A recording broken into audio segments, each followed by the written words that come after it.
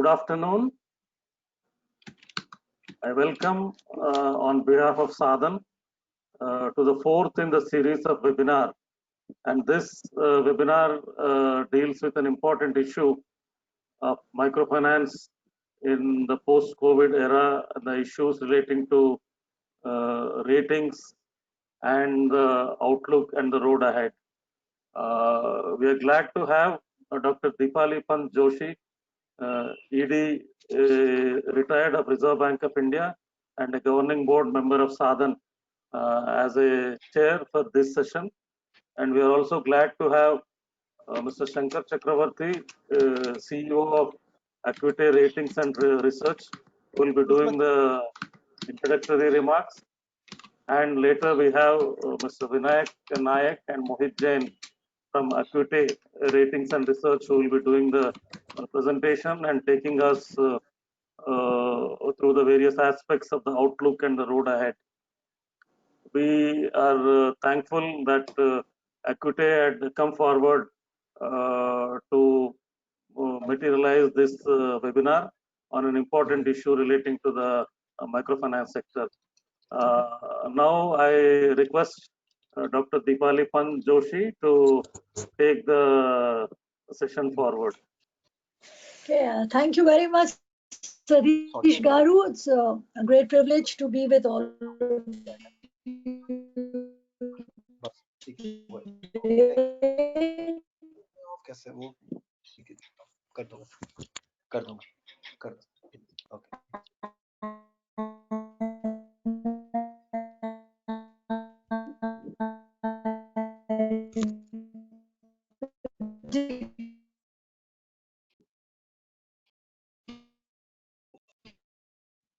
Shankar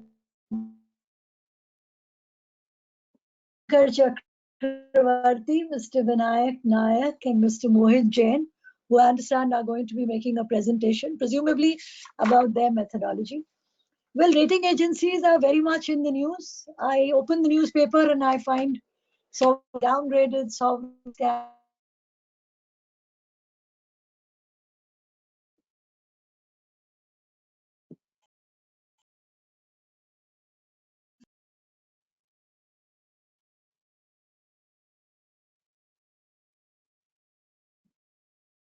Moody was a guy who began in the year 1909.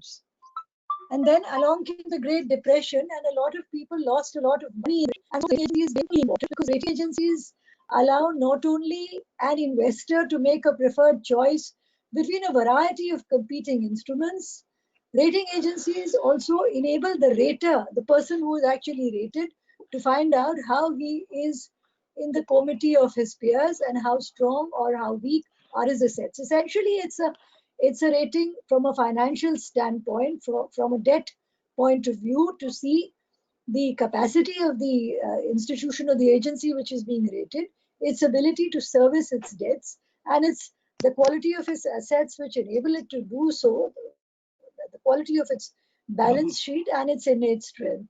So without going further into this, I will pass on to Mr. Shankar Chakravarti, and I'd be interested to get his perspective. And then Vinayak and Mohit, we look forward to your presentation, to the questions and to the summing up. Broadly, I just want to tell you one or two things. One, of course, as I have said, that financial analysis is extremely important because it is credit rating is the assessment of the borrower's credit quality. And it performs the function of a sort of a credit risk evaluation and reflects not just the ability of the borrowers, but the strength of the institution. Broadly, the ratings are based on an in-depth analysis of the industry and the evaluation of its strengths and weaknesses. Now, with the RBI allowing a moratorium of 3 months, there has been a demand from industry participants that this rating should also not be downgraded within these 3 months. Now, without expressing an opinion on that, I will first hear you out, and in my summing up, I will revert to that. So, okay, so Shankar, over to you.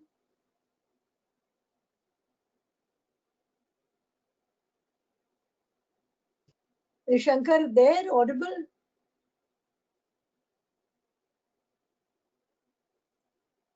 Satish, No, it's I can't hear Shankar. Shankar is not audible. No, I can't hear him.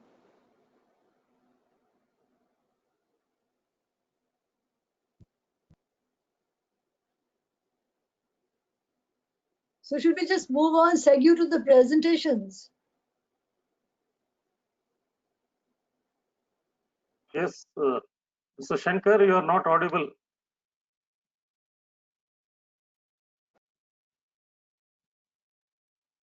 Can someone phone him? Ask one of your boys, Chandan, anyone phone Shankar? We can't hear him.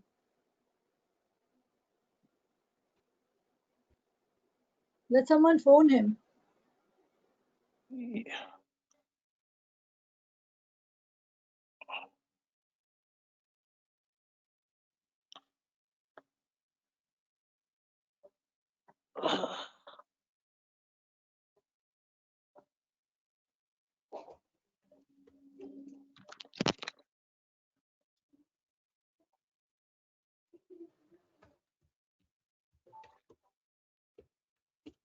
Can someone phone Mr. Shankar? Yeah, We yeah. can't hear him. Yeah, we are Yeah. doing that. Who says Yaya? Who's this Yaya man? This is Mohit.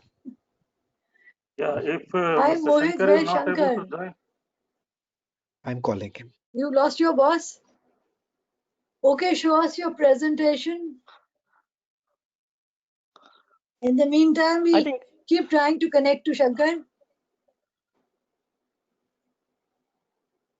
yeah. Just let's wait for a minute. Otherwise, we'll just start with the presentation. This is Vinayak here. Yeah.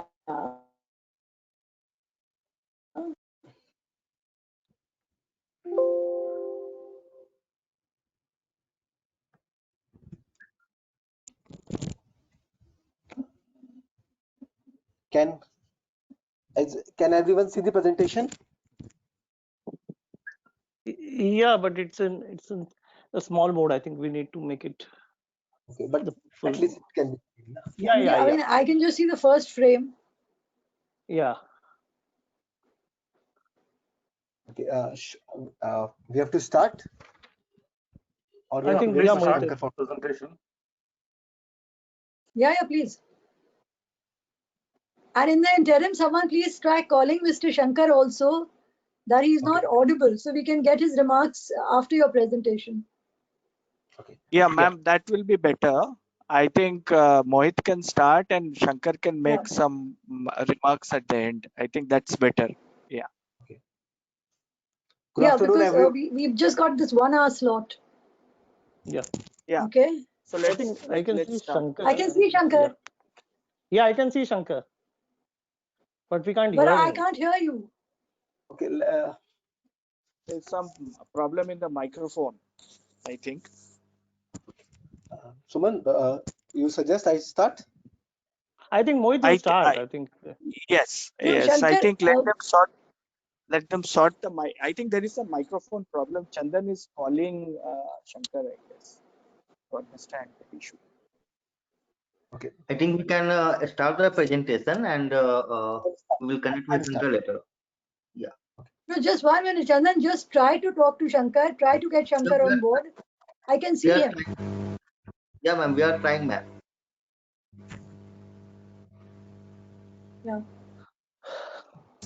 Maybe I you think can hook maybe him we up can on a get phone his line. comments. Yeah. That would be nice. That will be better, I think. Yeah. I think so.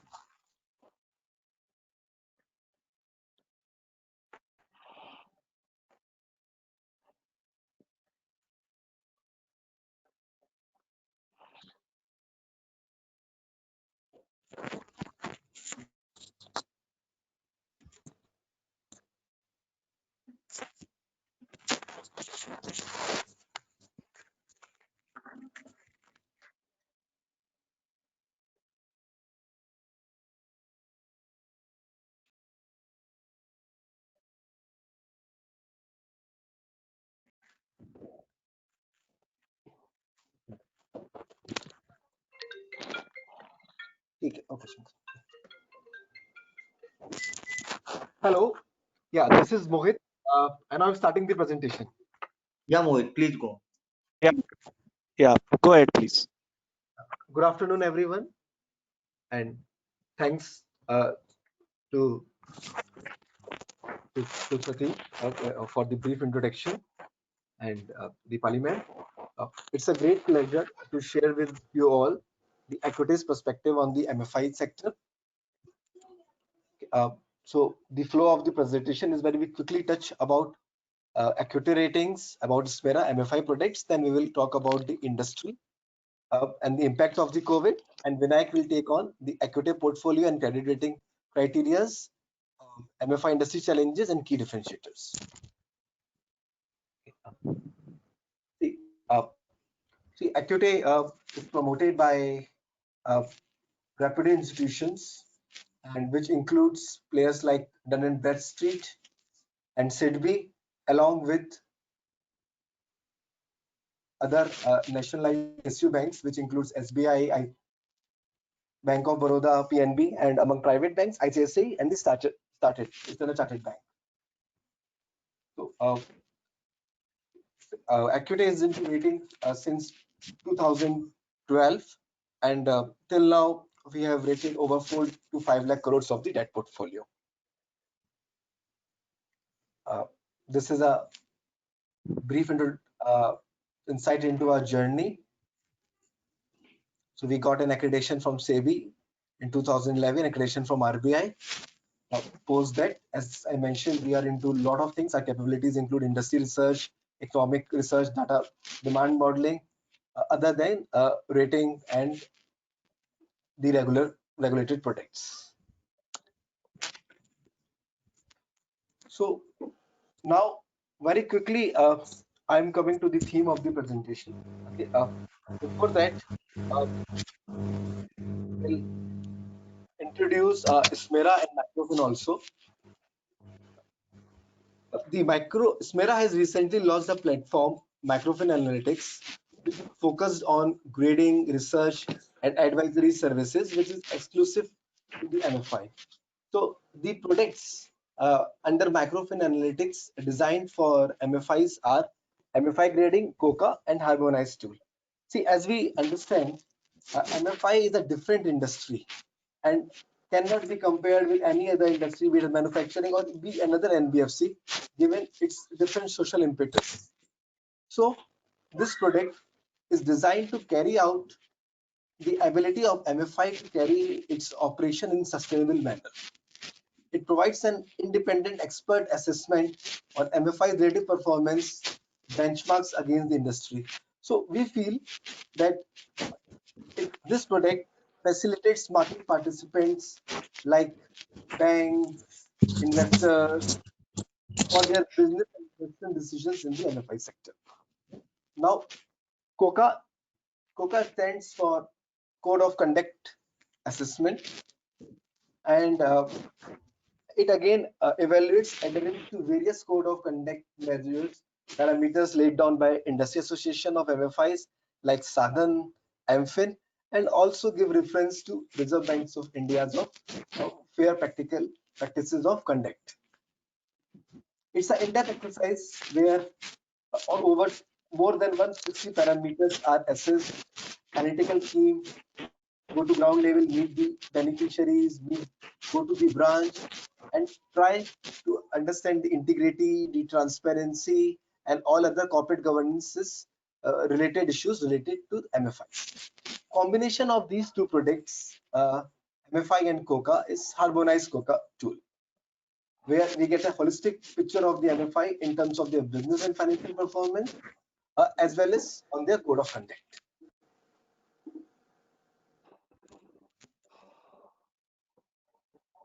SMERA has already significant experience in MFI. They started their MFI grading in 2009 and currently have executed grading assignments for over 120 MFIs. And they work very closely with SIDBI and Mudra, and this helps them to understand the sector and requirement very well. And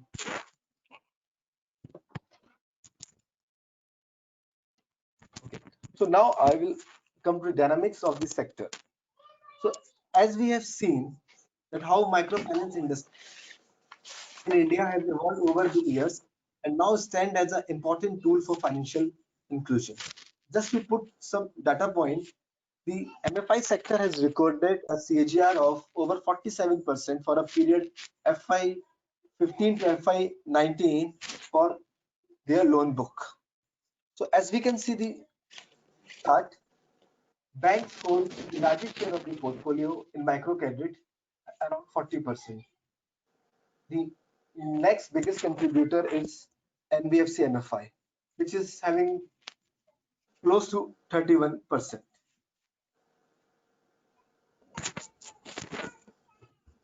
Now, as we know, microfinance industry has been quite upfront and innovative in bringing new channels or vehicles of delivering the micro loans. And the products out of these innovations are nothing but business correspondent, or what we say BC model, or securitization, and very recently the co-lending. And this has significantly added to the growth of this sector. So owing to this, BC model has significantly evolved over the years because of the greater participation and recognition of this by banks and the NBFC. Similarly, securitization has also emerged a significant funding tool for the NBFC MFIs over the last few years. These alternate channels of funding has brought down the dependence of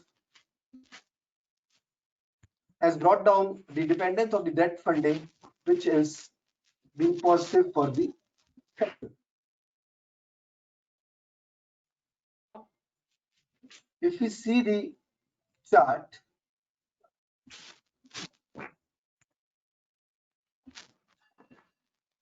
sorry, some interruptions coming to my screen. Okay, we can see for Q3 FY20 how securitization contributed to more than 70% of the total debt requirement. So which simply means that these alternate channels are gaining more importance and are helping with the liquidity problem of the MFI.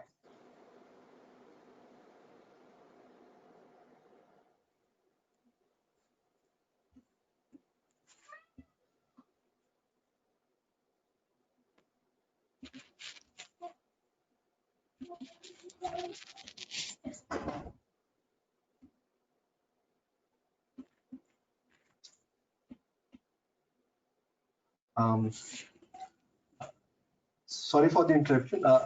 Some pop-up is coming on the PPT, because of which I'm not able to scroll down the PPT.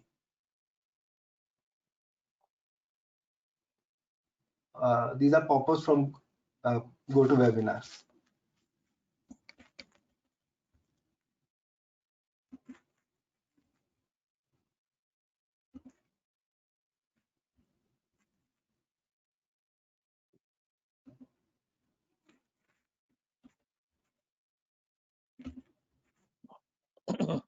Mohit, you're on slide 10, right? NBFC MFI sector snapshot. Yeah, that's slide 10. Yeah. Yeah, but But you're not able to move to 11. yes, because there are certain pop-ups. Okay, what you can do is you can just talk about 11 till we try to fix the glitch. Yeah. I think we have shared.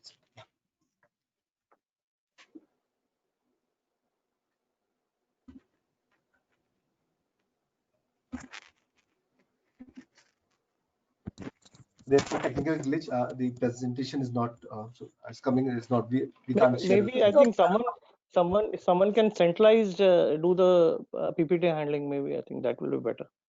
If that's a glitch.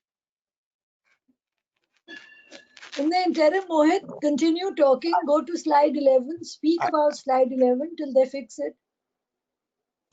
So we keep the dialogue on. Okay. So finally, Yeah, on the next slide now. yeah, it's moving now. Mohit, you can continue. Okay.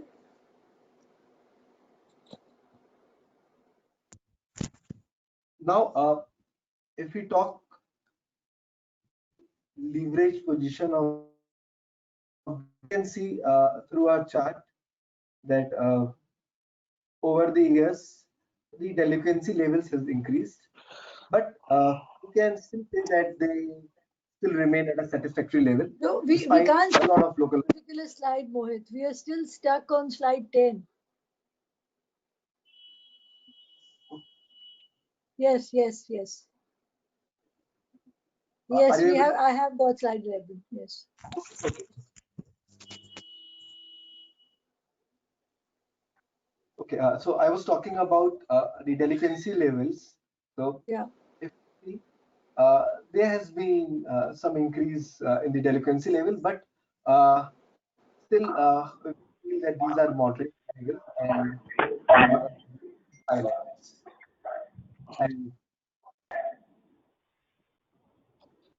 now, uh, in the previous slide, when there was some glitch, uh,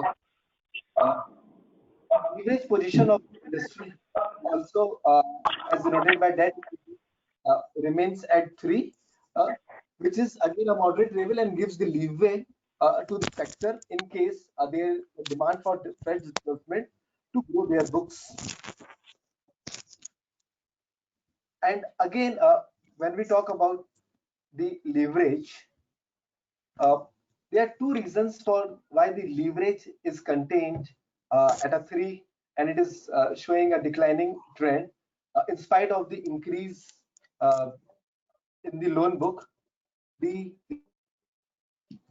reason is there has been a lot of fresh equity infusion in the MFIs. Again, giving a data points to this, a capital raise as a percentage of net worth was 90%, around 90% in FY17.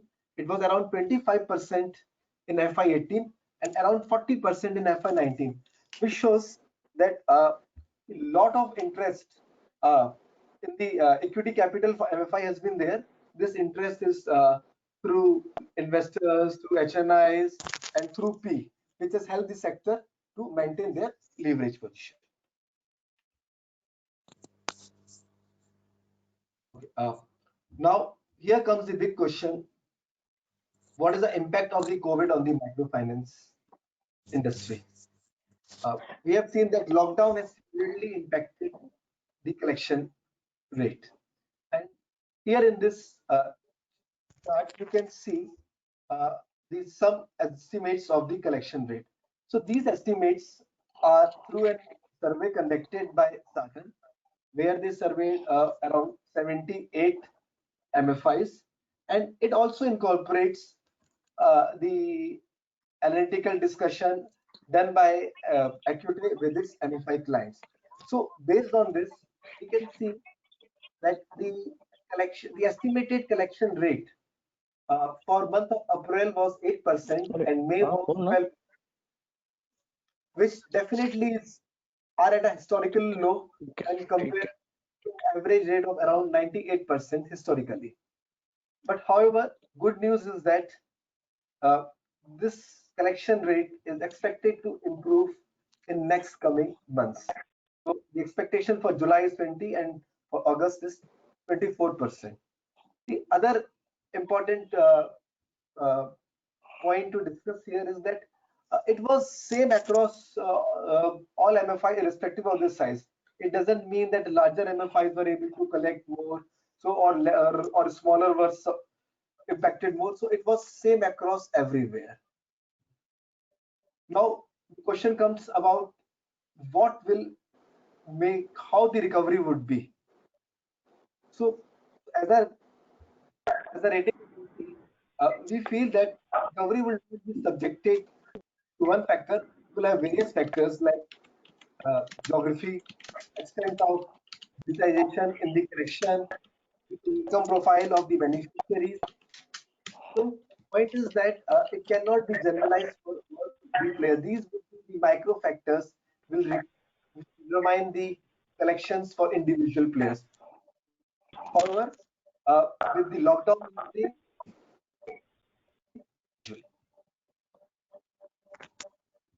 now there has been key challenges in tapping the funding avenues, because NBFC, which was big lender to the sector in the recent past, is itself grappling with a lot of liquidity challenges, and because of which the funding from this sector has dried up very sharply. Similarly, we talked about the securitization, and here the concerns on the asset quality has also seized this channel of funding. Banks, which have been very supportive of this sector, okay, because now because of this issues, have become very selective. But nevertheless, the channels like BC and all those things might gradually recover once there's some clarity on how this lockdown eases. Okay. So again, there's been a lot of liquidity challenges for the MFI sector. See, in normal scenario, we have seen that there are sufficient liquidity buffers for the industry. For the simple reason, their loans from the lenders are typically for 24 to 36 months, and their tenure to micro borrowers is around 11 to 12 months, which gives them enough liquidity buffers. But now, with the steep fall in collection rate and sufficient amount of fixed assets to cover, definitely liquidity remains constant at this point of time.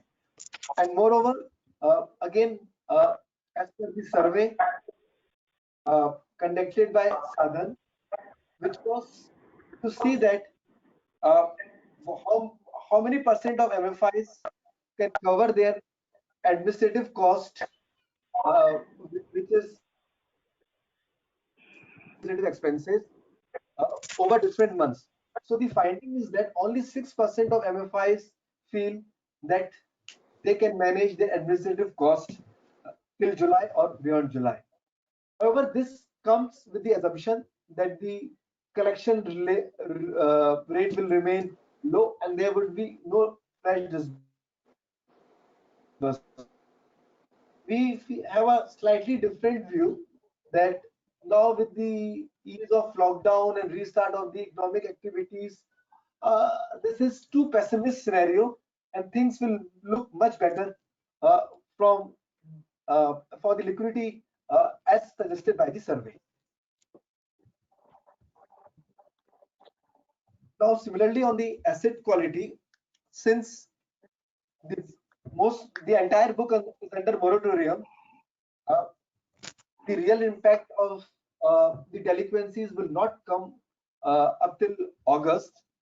But beyond that, uh, there could be a sudden spike in the delinquency levels, and again, this would depend largely on the geographies, and with again it will be demarcated between the rural and the urban areas, because not all the bad loan or business would get repaired. There would be some permanent damage to the of the MFI borrowers or to their businesses.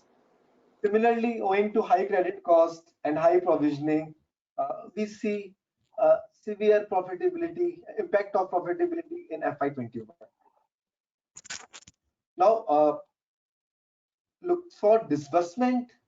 We definitely feel that there's a lot of room ahead for fresh disbursement.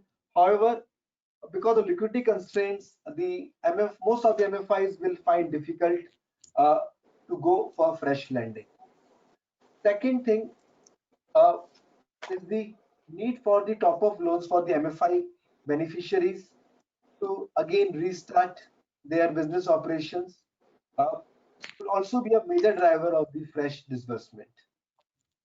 But at this point of time, the risk management practices and how MFIs assess the borrowers would be the key for fresh disbursement. Now, I would like to sum up. Certainly, this is one of the must-hit crises for the sector, most AP crisis. But at the same time, it has been witnessed in the past that the industry has resisted some to these challenges. Classic cases of demonetization. Definitely, there was a short-term impact, but eventually they will reach to a level of 10%, but the bounce back was very fast. Second, yes, recovery is on the cards. We feel that the worst is behind us, but difficult to determine at this point of the time what would be the shape of the recovery. Will it be V-shaped recovery or it would be a hockey stick recovery? And lastly, everyone cannot be fair. Everyone, I mean, every MFI player cannot be with the same brush. Some player will rise to the occasion and will emerge more stronger from it. With this, I end my session and now request Vinayak to take from here. Everyone Yeah. for efficient hearing. Thanks, Mohit. Mohit, I'll just request you to possibly stay on this for the slide management. I think there's some tech there. I think I've been told that you will be handling that. So possibly, thanks everybody, and hope everyone is in the best of health with their families and this. And a special thanks to Dr. Joshi, especially for her views on the rating agencies. I think rating agencies' job and the lenders' the job has become more difficult because we all work on assumptions of a steady operating environment, and now I think volatility is the new game. And till the dust settles down and till possibly the operating environment becomes much more steady, we will have to possibly our job is more difficult to that extent. So it's we are constantly chasing a moving goalpost, but I think things will eventually settle down. But in the interim, possibly just to start with, maybe just let me give a background of what is our exposure to MFI industry and what is our take. Okay, so Mohit, just move to your equity ratings MFI portfolio. This, yeah, that's we have totally ratings outstanding on 28 microfinance institutions. Mostly they are NBFC MFIs with an aggregate debt quantum rated of around 4,500 crores. Okay, out of these 28 rated MFIs, 16 have a investment grade rating, and the balance 12 are in the other non-investment grade. In this terms of the assets under management, the 28 figure may look a little minuscule, but the total assets, hello, assets under management of the rated MFIs exceeds rupees 7,000 crores. So it's a mix of small, medium, and large MFIs that we are having as a part of a rated universe. Okay, so that is the this. We now move to the next slide. This is a very important slide, Mohit. Just move to slide 17 on the rating distribution. Yeah, I'll invite the attention of the participants and the committee panelists to this slide. This is a very important slide in which we are giving possibly our rated universe portfolio distribution. So out of, if you go through this slide, out of 28 MFIs, 16 are in the investment grade category with a debt quantum of around 4,175 crores. Okay, and more importantly, I would draw your attention to the fact that out of these 16, 7 MFIs are in sub 200 AUM category. Why this is more important is generally there is a perception that as rating agencies we tend to get overwhelmed by size and we tend to play too much of emphasis on size. While I must take this opportunity to make myself clear, while size does matter, size confers resilience, but when we at Equity we look at size as one of the major inputs but not the only input in the rating decision. Yes, size does confer some amount of resilience and some amount of stability, but besides size, there are other factors that also go into the rating. So this is, I think, a best evidence of that, of our, I would say, philosophy that size alone we should not be a guiding factor. There are other factors like management and other business model and other factors which go into the rating decision. Okay, let's move to slide 18. Next slide. Sorry, Mohit, Vinayak. let's, Same issue. Same okay, messages popped up. I can't see the screen. yeah. You can. Okay, so now we move to slide 19. I will just continue for the in the interest of time. This also in terms of zone-wise distribution. I think Mohit, once you are done, you can possibly move to that slide. Zone-wise distribution. We in terms of zone-wise, this east and south zones are our mostly, I think, key markets in which we are operating with around 12 each units in east and south zone. Mostly West Bengal, Orissa are in the east zone, and in south it is Tamil Nadu and this. And we have found that east zone contributes the most in terms of value rated, in terms of value, and followed by north. But north number of players is lower, but size of these MFIs is bigger for our rated universe. Okay, and then we move to the state-wise quantum. So here we felt that besides the zone-wise distribution, we also track our portfolio in terms of state. More importantly, though, means it may look a little, I would say, repetitive, but it's important that all of us who have been aware of the microfinance history would be reminded of the 2010 issues which happened in the state of Andhra Pradesh, wherein one ordinance possibly, I think one event created a big disruption in the industry.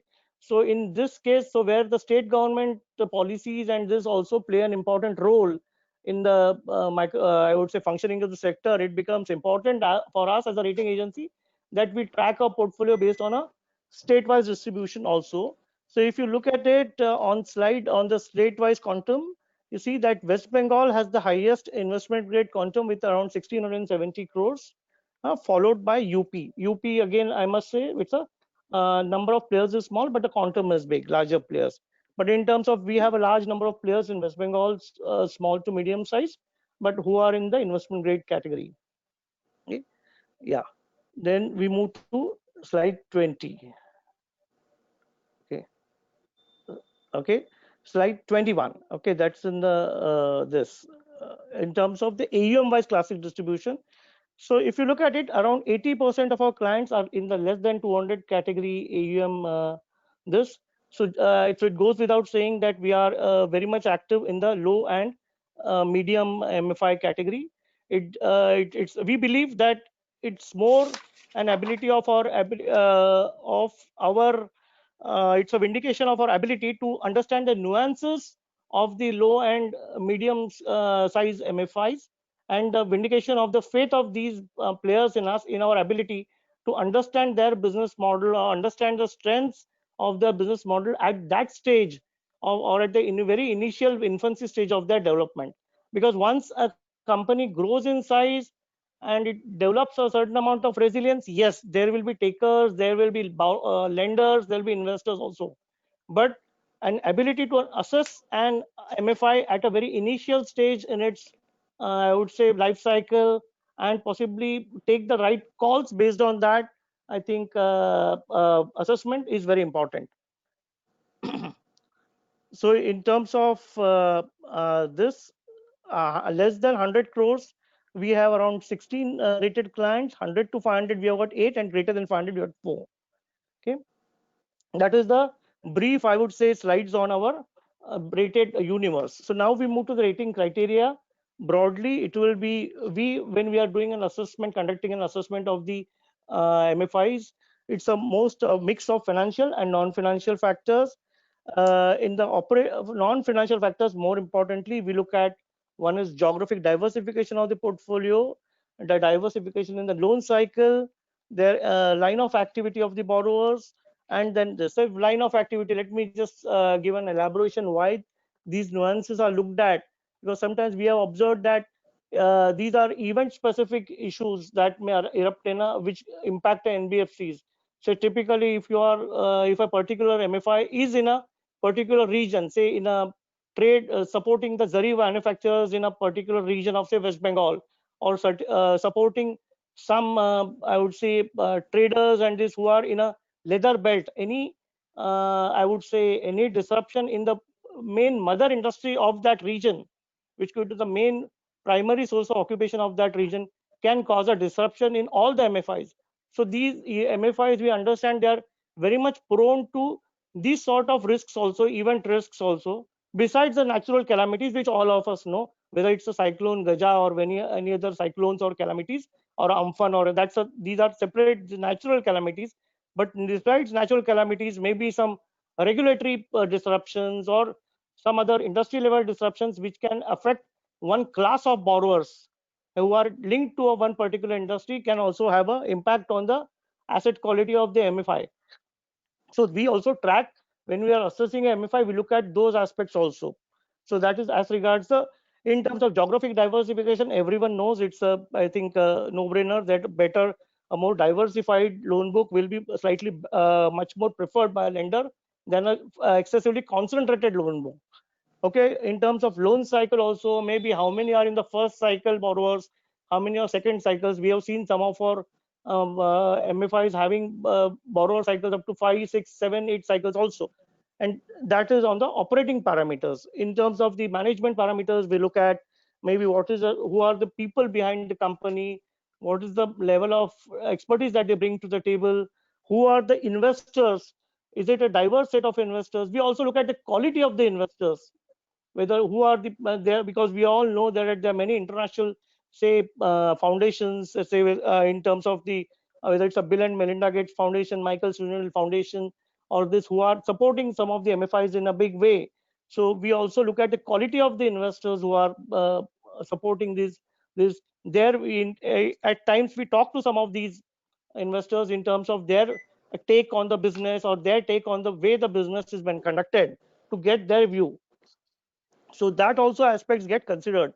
We look at diversity in the funding profile, whether are they excessively borrowing from one or two banks, or is it across a wide range of investors and banks and institutions. These aspects get in the operating and the management parameters. In terms of financial parameters, again, which are the normal, say capital adequacy, debt gearing, profitability, liquidity buffers. These are, I think, some of the routine parameters that which are normal, which are applicable to an NBFC and a normal NBFC MFI also. Okay, so we'll move to the next slide on the which are the current challenges that we are anticipating. Obviously, there were some logistical challenges at the initiation of the lockdown, which are slowly started abating. Yes, a good amount of progress has been done with the relaxation, and we believe that this progress will continue. Eventually, the lockdowns will get relaxed and things will get restored to normal. Okay, but in the interim, there will be a good amount of pain before the ultimate gain. So what is the depth of that pain? That is something that we will be monitoring and observing. And there will be a difficulty in maintaining AUM growth currently because of both. One is the supply side. There will be a reluctance on the part of lenders to possibly lend to this sector. Obviously, government has been pushing in a big way, but still for the possibly policy to get translated into action, it could take some time. So there could be some AUM growth challenges, but yes, I think eventually the good MFIs and the better run MFIs will be able to tide over this. On the liability side, I think the higher leveraged MFIs could be required to maybe required to put in more skin in the game. Maybe at one point of time, a 5x, 5.5x leverage was considered acceptable. Now, maybe lenders may not be that inclined to look at that level of leverage. They would be more comfortable with a lower leverage, maybe somewhere around a 4x or something. So that is something that is being observed. Then your ability to, one is more skin in the game will be demanded. And then thirdly, then ability to raise funding, diverse funding from different debt sources. We have observed that some of the MFIs have gone in for SEBs also. They've gone in for diversifying their funding profile across debt categories also. So the conventional NBFCs and going to NBFCs or banks, that is no longer this. They are trying to diversify. Okay. On the profitability side, operating costs are expected to be high. Okay, because this is a business of personal touch, and we will also be keen to know how this center meetings and this how the MFIs are going to manage, because profitability could take a hit. One is because business volumes could get contracted, while the operating cost contraction could not be to that extent. yes, and credit cost could get a little elevated. That is one. On the liquidity side, which is the most important, I would say, the currently, because there's a lot of talk in the media and on the channels on the moratorium and this also. So moratorium has been extended by most of the banks. I believe that they have been quite prompt in extending moratorium, especially from the banks. NBFCs, those MFIs who have availed funding from NBFCs, we are seeing the mixed response. Some of the NBFCs are a little prompt in extending moratorium. Some are not really very keen because they have their own challenges, okay, of their own balance sheets. So there, some challenges could subsist because on one hand, as MFIs, you will be required to extend moratorium to your borrowers, but your ability to attract moratorium from your lenders could be a little constrained. So there also, that could impact your liquidity. So that is one thing that we are monitoring on a regular basis. You could have faced, there could be some difficulty in accessing very long term debt, and this obviously that, or even if that debt is available, some cost of that debt could be slightly higher, but then that is something that we will have to live with. And this and ALM mismatches, obviously, because the I would say collections will shrink down, and if there's no moratorium extended by the I would say lenders, then there could be mismatches. Traditionally, this industry has not faced mismatches because this industry, you borrow for 2 to 3 years and you lend for 1 to 2 years. So the asset profile is generally shorter than the liability this profile. So you get your money quicker than the you have to repay. But this sort of a black swan event like COVID has disrupted that. Okay, so there could be some mismatches, and which is evident also. And this extent of this mismatches is to be possibly, it will be, we'll be able to gauge only after a period of time. Right now we are seeing that how much of this money, schemes money, flow into the MFIs, and this, that is something that will be monitorables here. Okay, so I think Mohit, move to the next slide then, on key differentiators. Okay, on differentiators, so the essentially everyone agrees that the sector is undergoing a pain. Everyone that the sector is under stress. Yes, but is it that the pain is equal? No, the pain is not equal for this. There are some players who have been able to mitigate the pain, especially because they are better in terms of their diversity of their loan book across this. Those players who are less exposed to red zone areas, or the vintage of the borrowers is better. So surprisingly, maybe a rural focused NBFC with linkages to agri or something will be a little better placed than maybe a MFI in a Mumbai metropolitan division, and who has been exposed to the traders, and this also where the lockdown still continue to be stringent.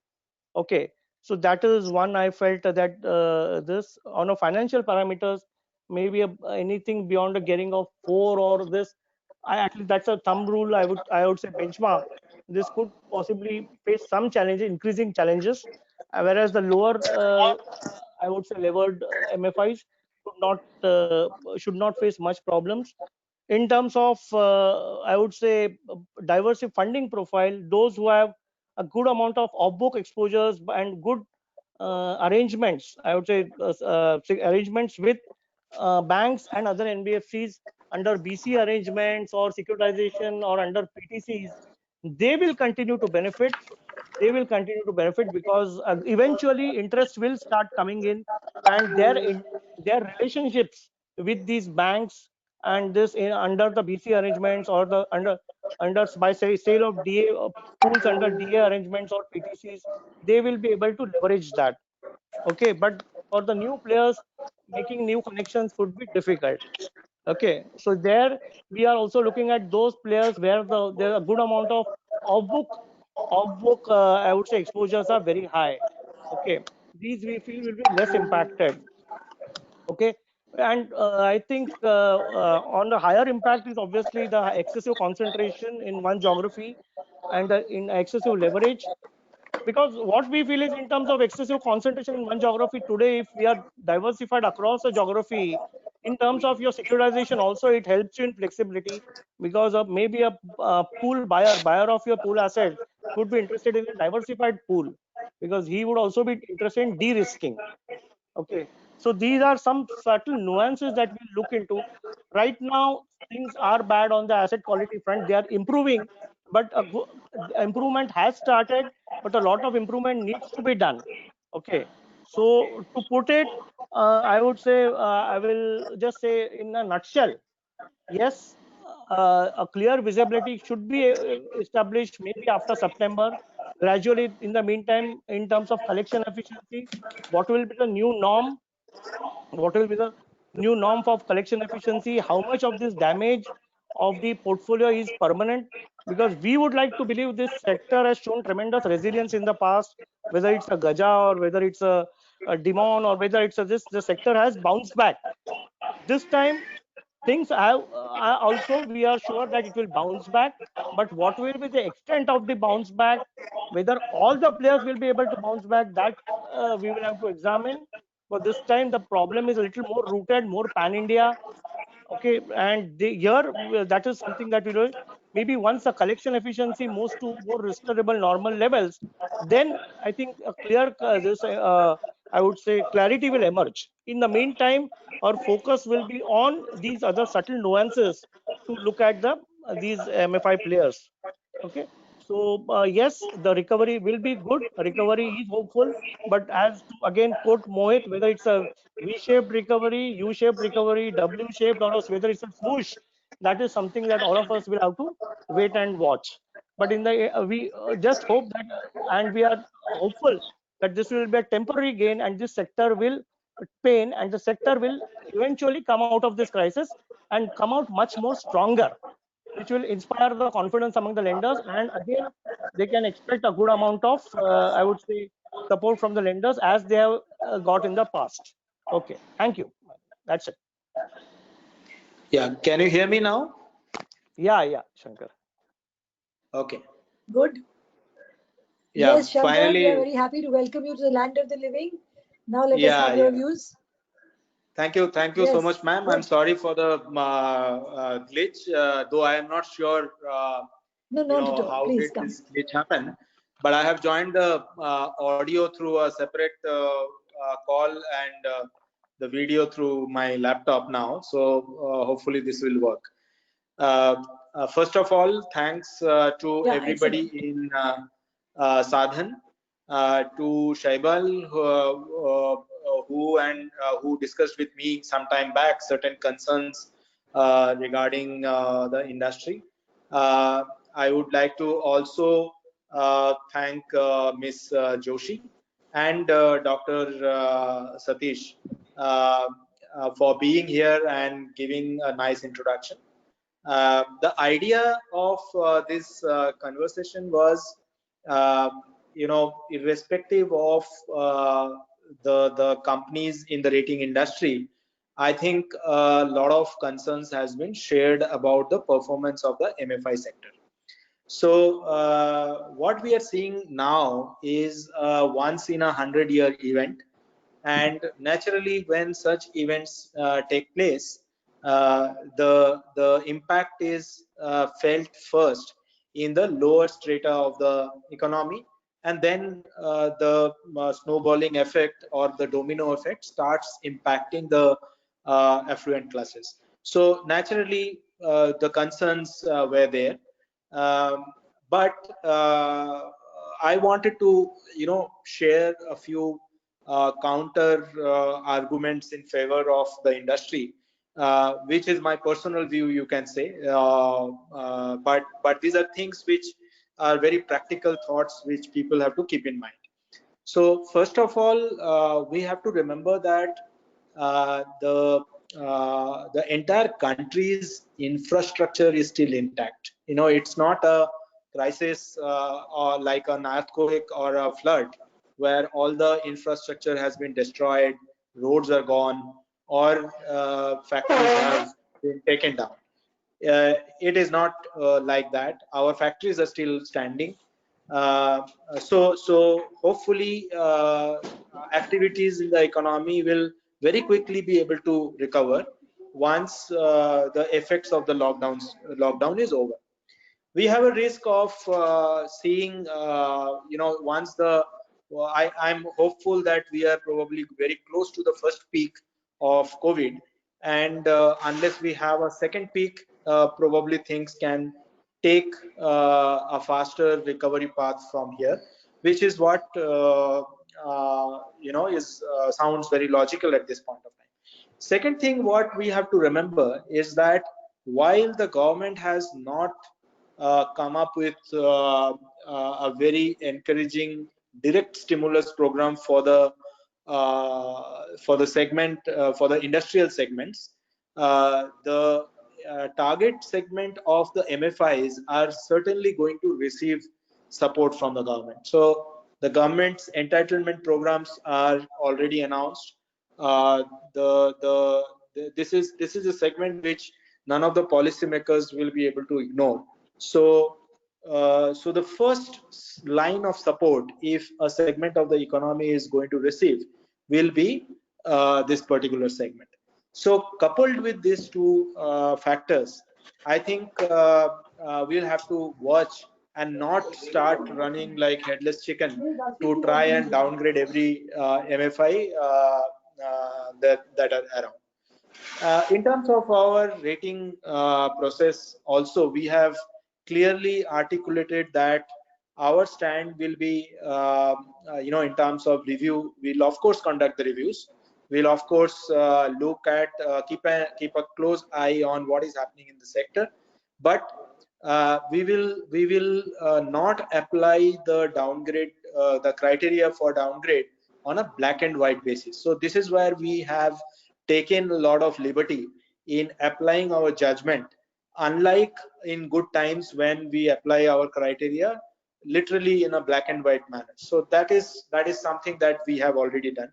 The second thing that we have done is we have articulated our curing criteria for downgrades that take place, where we have even if we are forced to downgrade a company, we will most likely be able to upgrade it sooner than the usual curing period of 1 year and 3 months. 1 year in case of investment grade ratings, and 3 months in case of sub investment grade ratings. So we will be able to do this curing much before the usual stipulated time frame. So which is something that the industry will get confidence from. So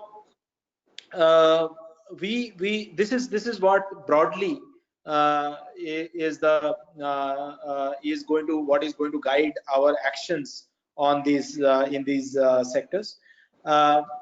I would like to spend a couple of minutes on our other initiatives.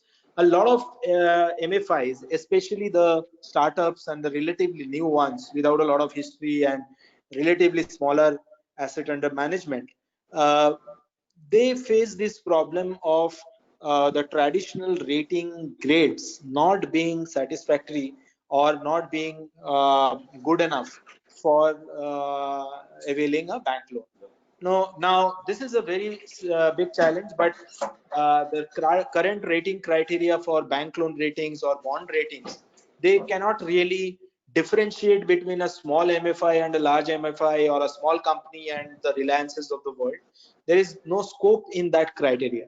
So to address that issue, we have created a model which we call MFI grading and code of conduct assessment. Now these products are not exactly rating product. They can be called a grading product, and these products are offered through our subsidiary called Smera. Now what these products do is, in conjunction with the bank loan ratings or the bond ratings that we carry out, what these do is that they are extremely detailed report on the performance of the MFIs and the code of conduct practices of the MFIs, and compare them in relative terms, and give a one step more kind of perspective beyond the bank loan ratings and bond ratings. So these are extremely detailed report which provides confidence to the banks even if the company is relatively new, even if the MFI is relatively new and the asset under management is relatively less. So this is something that has been accepted by the banking sector. In fact, SIDBI is one of the big promoter of this concept. And already about 120 MFIs have availed this service. So together with the bank loan ratings and bond ratings, these reports help the investors and the bankers understand the real underlying strength of the companies, is something that I thought that I will make a point of here. So I would like to end here, because I think Mohit and Vinayak has more or less covered all aspects of the rating of this segment, and we'll be happy to take a lot of questions at this juncture. We are always available on mail and on calls if there are any further questions or queries even later. So with that, I would like to thank everyone once again for organizing this event, and look forward to more such events going forward. Thank you so much. Thank you, Shankar. That was very good elucidation, and I'm very happy to hear that you also said that you take a calibrated view of the industry and of the MFIs, and that Yes. you are not doing a hatchet job. You don't Yes. use blunt instruments of black and white. I think that will hearten a lot of people who are possibly listening in from the industry. I'd also like to thank Vinayak Ramkrishna Nayak and Mr. Mohit Jain, both of whom have made a very good presentation and have given us an insight into what they do. Now, it's very remarkable. What struck me as really interesting was that you're looking more at your assets in all geographies as in a diversification of geography, and that you have assets under management of less than 500 crore, which you're concentrating on.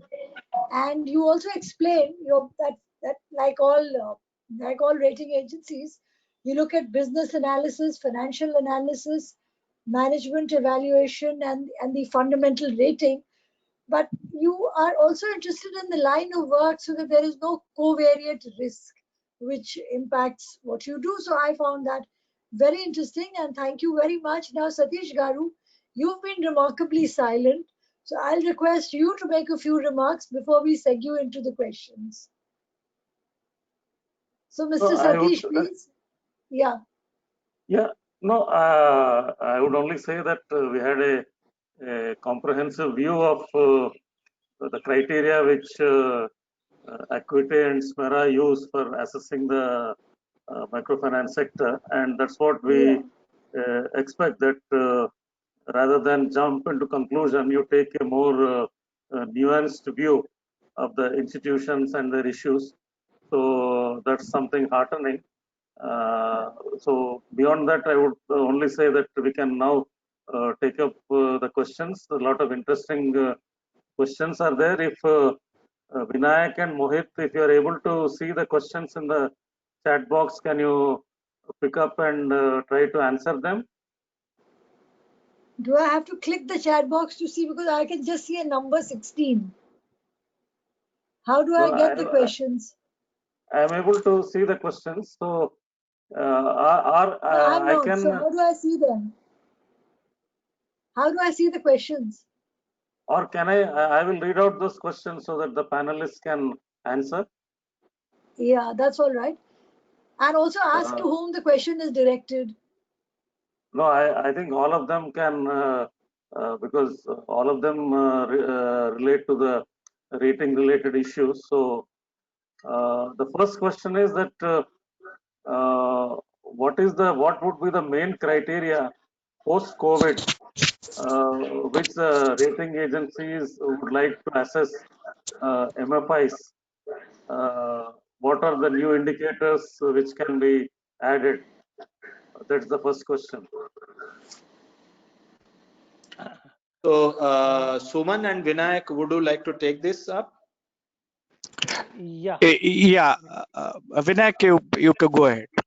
Yeah. So essentially, post-COVID, I would say right now, all of us understand that maybe from a asset quality standpoint, the collections are still not reached at a very at the original optimal levels. Okay, so right now, if I look at it, yes, there will be issues in terms of asset quality, and these issues will continue. Okay, but what we'll be looking at is how these collections are likely to move ahead. What is the extent of, what is the trajectory of movement in collections? What is the trajectory of, I would say, movement in, what are the expected credit losses that are likely to be impaired? We'll take some into account. Obviously, estimating these variables in today's environment is slightly difficult.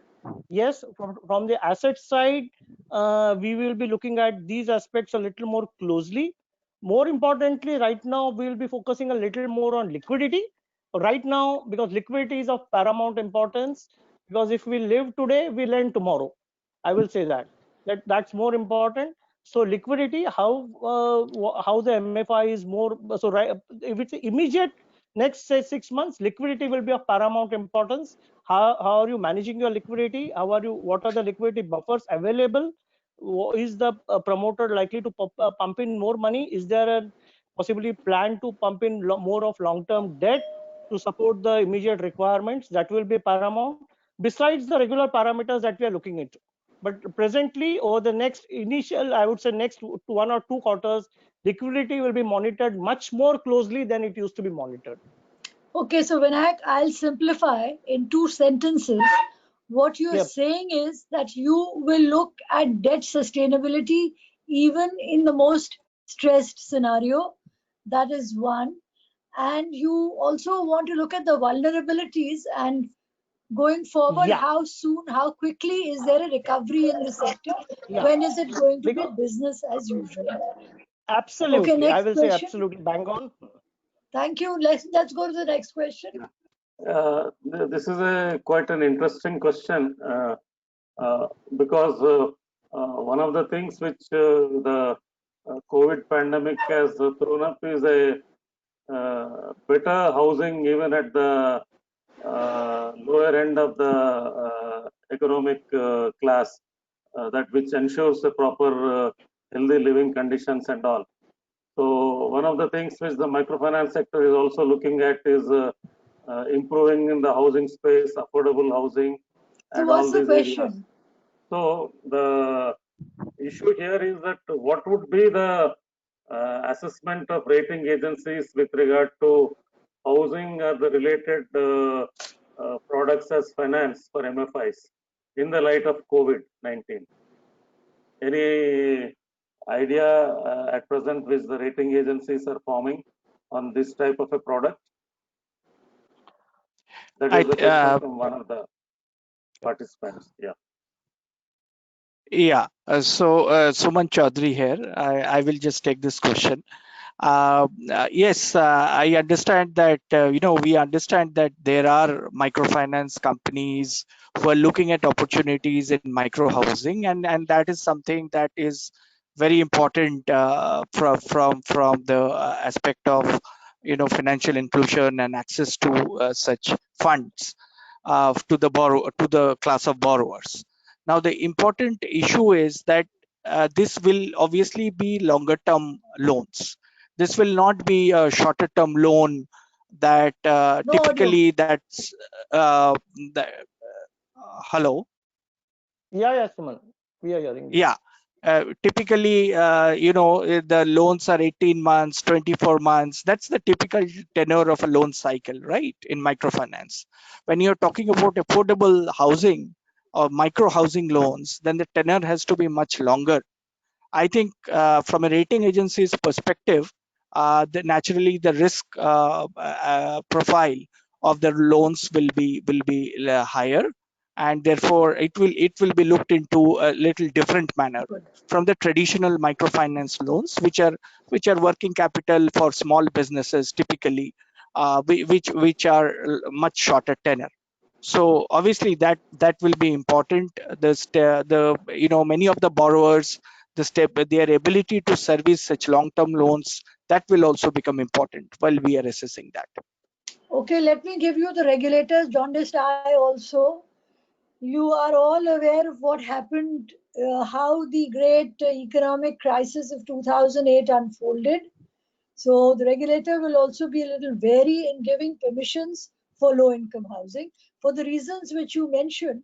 These are long gestation loans, and the Right, ma'am. stability of income which is required to service these loans and the growth of income which is required to meet the installments as they come fast and furious will also determine whether the RBI will be inclined to give permission to the MFIs to get into this. The perception is that this is a slightly more than slightly risky sector.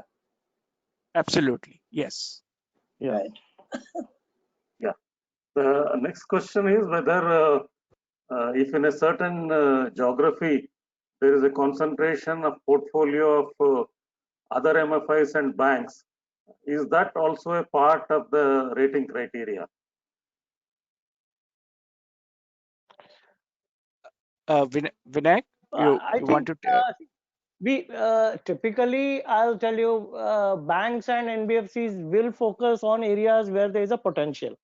Okay, so to that extent, purely the competitive landscape of that and I would say penetration of others will not be, I would say, for the key input of our criteria.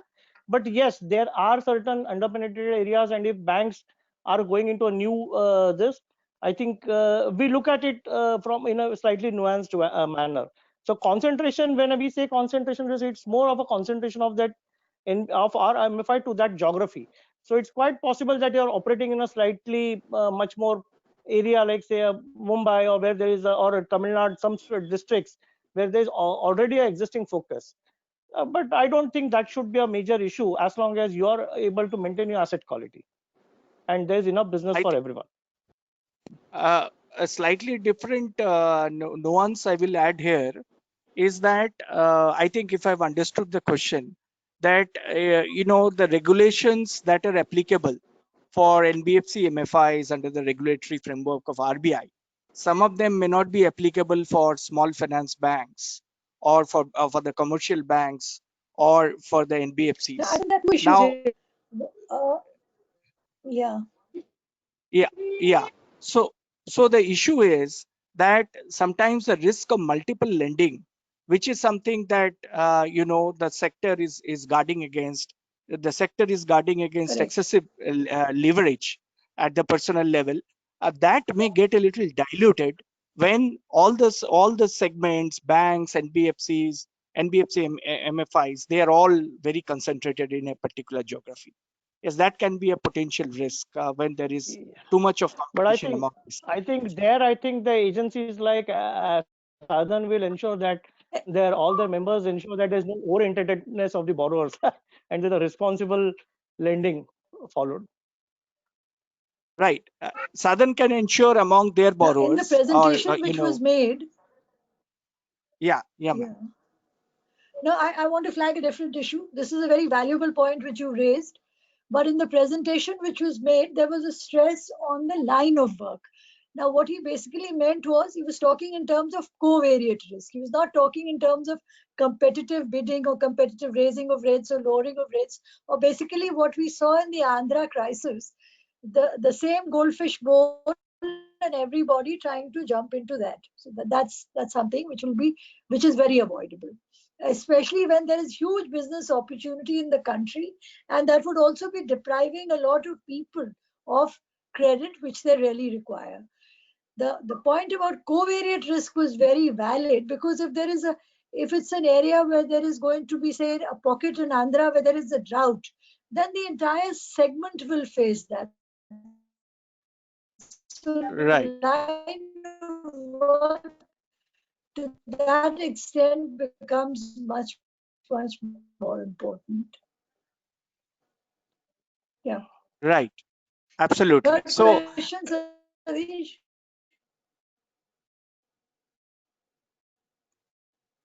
hello. Next question. So I can't see those questions. I want someone to keep rattling off the questions and the answers. Yeah. Nayak and Mohit, you please field the answers and read out the question. The next is with regard to I can't see a single question. I am able to see, but now I think we have come to the last couple of questions. Another is, of course, I think it was broadly covered in the presentation and in Shankar Chakravarti's remarks also, is the question regarding rating and grading, whether there would be change in your parameters which you are going to apply to the rating and grading post-COVID because of the change in the scenario of the institutions, or you will go ahead with the existing parameters. That was the question. Mohit, you want to answer it? Yes. Yeah, see, as discussed, currently the emphasis is more on the liquidity side of the company, which means that apart from the conventional ways of looking at the companies, we are stressing more on the liquidity. But when we talk of the grading and rating separately, so if I talk about the MFI grading which Shankar mentioned, the parameters would look on the business and the other strengths of the MFI, which would be slightly different from the conventional approach of looking at the financials and the projections. Here, we would like to stress more on how is the uh, promoters of the company, how much they have brought in terms of the equity, and what kind of geographical diversification they have. And to add to this, anything related to COCA assessment at this point of time is also adds to our grading methodology. So from the MFI grading perspective, uh, definitely uh, we will not concentrate much on the financials, but we will try to see that how the company can, in spite of these challenges, can sustain this crisis.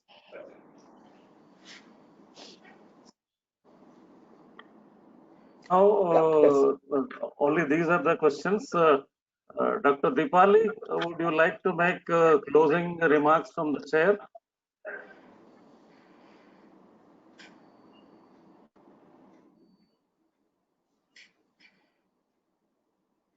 So we have come to the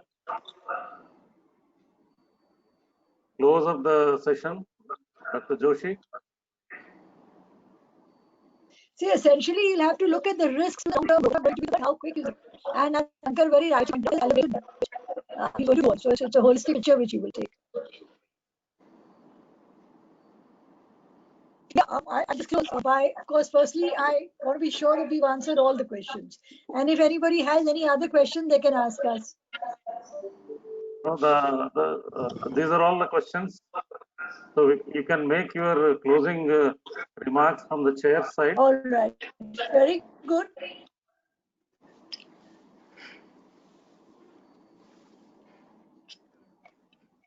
Yeah, then I would make the closing remarks. Satish, you want to say anything further? No, I will only make the vote of thanks. Okay, so I just want to say that the rating agencies are very important because being rated as also for the rater. Because the banks rely a lot on this, the investors rely a lot on the ultimate rating which is given. And basically the MFI also gets to know where it is as far as the practices which it follows, the good practices which it should follow, and where it is. So one very important thing which has been cleared up in this meeting by Mr. Shankar is on the metric of rating, which is just not a black and white metric, but where you would be considering, besides beyond the asset quality and the other conventional profitability metrics, you would also be looking at the management, and you would also be looking at an assessment of business and the financial analysis and his overall analysis of the state of play of the microfinance industry. Now we all recognize that because the model of the microfinance business or microfinance industry had a lot to do with close interaction with the borrowers. So this paradigm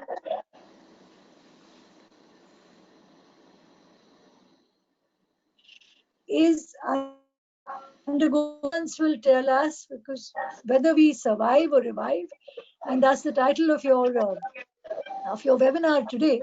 And I think that there is no reason why we should not overcome this, and we would be able to evolve new business models, and we would be able to reach our borrowers, the microfinance industry and the rating industry also. Because again, the same thing will apply. There will be less of face-to-face rating, more of rating which would rely on financial ratios, on industry performance in the past years also. And also, you'll have to locate it at a point where you can look at the future and look at how it has performed in the past and try to extrapolate that if nothing else happens, then perhaps it would be on a very sound footing. So I'm extremely happy with this short meeting which we've had, and a lot of it is due to Vinayak, Mohit and Mr. Shankar, because they've shared with us very freely their insights, their rating metric, and an excellent presentation, and we are very thankful for that. And I hope going forward, the microfinance industry will also be able to emerge in a much stronger forum. And once again, I emphasize that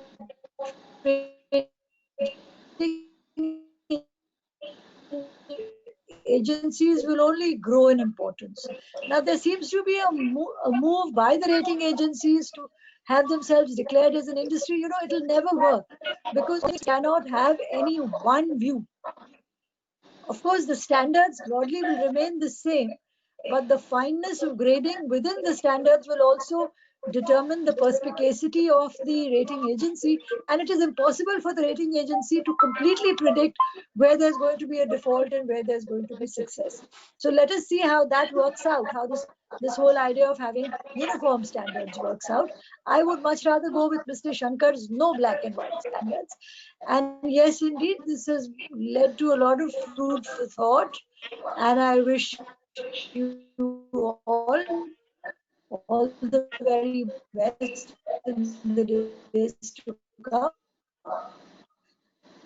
The raters, the rated, and the industry as a whole. And of course, thanks Sadhan very much for having me, and all of you.